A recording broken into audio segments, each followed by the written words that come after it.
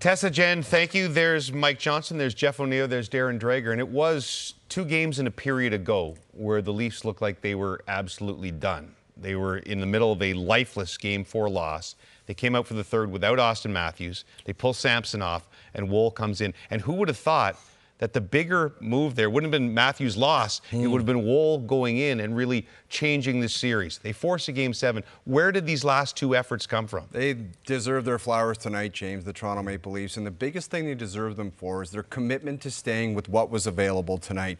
They had to block shots. They had to hit. They had to fight. They had to do everything for that one opportunity. And hopefully one of their big guns was going to come through. And that's what happened with William Nylander's night. But that's what, in the past, it seemed like they would have deviated from that. They would have said, we want to do it our way. We want to find an easy way. We want to do something different. They stuck with it. They fed off the energy. The crowd was unbelievable in there. And they stuck with it for 60 minutes, and they got the result that they wanted.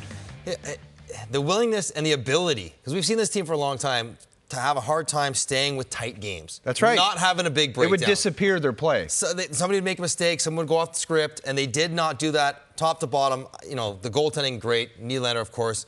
But just the ability to play defense and battle and be as physical as they could be against a really tough opponent. That was impressive. Like, they were written off for like massive changes, everyone losing jobs, trades, whatever, after Game 4. And here they are now, coming back, opportunity in Game 7 to Boston Bruins, vanquish that demon and all the rest. And, I'm curious to hear from Jim Montgomery, the head coach of the Boston Bruins, because, he openly talked about how frustrated he was at the lack of response in Game 5 by the Boston Bruins, right? It's right there. Just close out, clinch the series, and move on to the Florida Panthers.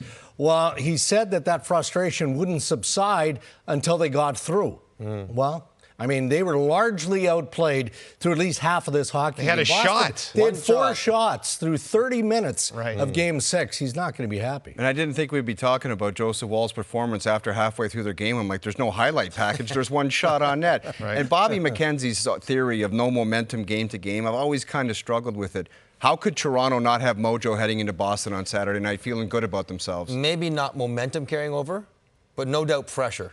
Can change and can translate and can grow. And I think Boston right now will be feeling tremendous pressure. It's not like there's no pressure on Toronto with their past. They lose, it's devastating again. But there has to be, considering what happened last year, more on the Boston Bruins. They're now 0-6 in their last 6 chances to end a series, going back to Game 7 against Carolina in 2022, the 3 straight against Florida, the 2 against Toronto.